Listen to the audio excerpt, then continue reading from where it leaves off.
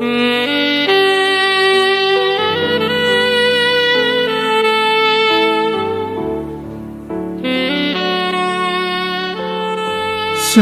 Bapak Ibu, saudara kasih dalam Tuhan. Haleluya, kita bersyukur hari ini Tuhan masih memelihara kita, menyertai kita senantiasa.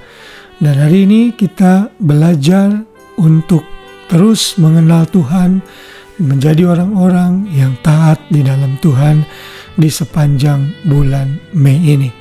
Dan di hari ini, Jumat 16 Mei 2025, kita sudah kembali memasuki hari weekend lagi. Itu semua karena pemeliharaan Tuhan. Saya berharap saudara semua bisa menikmati hari libur besok dan minggu dan benar-benar merasakan pemeliharaan Tuhan. Dan hari ini kita belajar mengenai ketaatan bagi seorang pemimpin.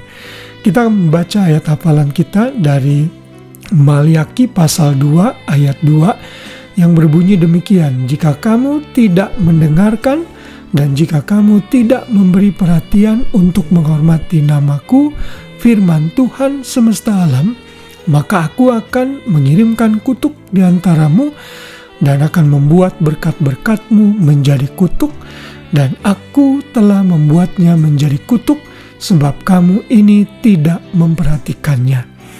Saudara, ayat ini ayat yang diarahkan oleh Tuhan melalui Nabi Maliaki kepada para imam, pemimpin rohani orang Israel.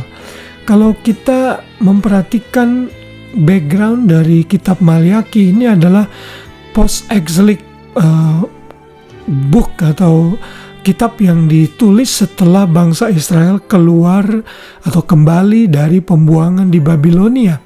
Saat mereka kembali ke Babilonia, Ezra, Nehemia, Zerubabel membangun bait suci dan tembok-tembok kota Yerusalem, tetapi mereka tidak melakukan apa yang Tuhan kehendaki sesuai dengan hukum-hukum Tuhan. Mereka sudah melupakan apa yang Tuhan kehendaki untuk mereka lakukan saat mereka kembali ke tanah perjanjian. Karena itulah kitab Maliaki mengingatkan agar mereka kembali kepada hukum-hukum Tuhan itu. Dan hal yang terpenting yang mesti mereka lakukan adalah Maliaki mengingatkan agar para imam, para pemimpin menjadi orang-orang yang taat dan mendengarkan firman Tuhan. Hukum-hukum Tuhan yang Tuhan sudah berikan kepada Israel dari masa sejak Musa dan seterusnya.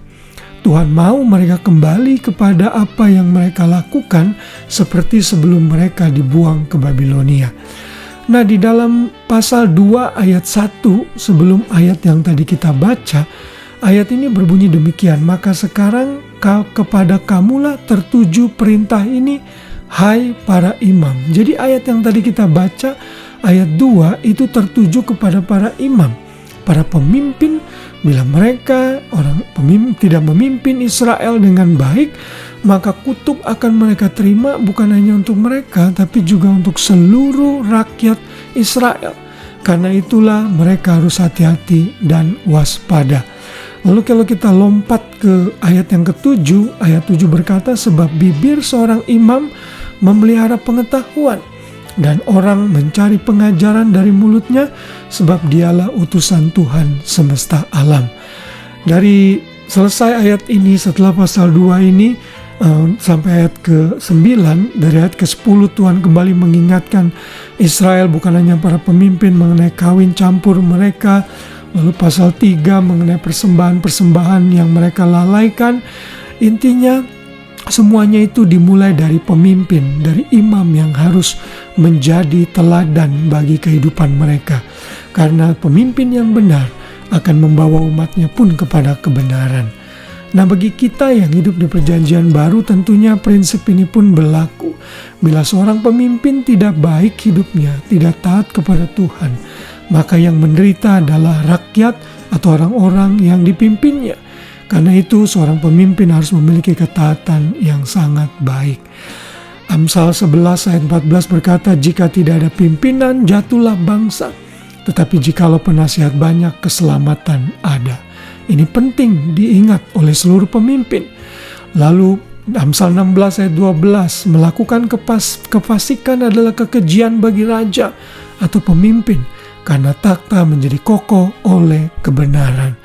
Saudara, kita semua adalah pemimpin dalam level yang berbeda-beda. Mungkin saudara sebagai suami, kepala rumah tangga, saudara sebagai istri, ibu rumah tangga, saudara memimpin anak-anak saudara. Mungkin saudara sebagai bos, sebagai atasan, saudara sebagai gembala sidang seperti saya, sebagai pemimpin sel, pemimpin Sunday School.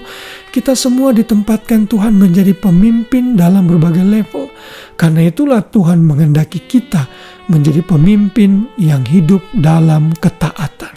Karena pemimpin yang taat akan membuat orang yang dipimpinnya pun belajar untuk taat seperti dia, memberikan teladan yang baik untuk yang dipimpinnya.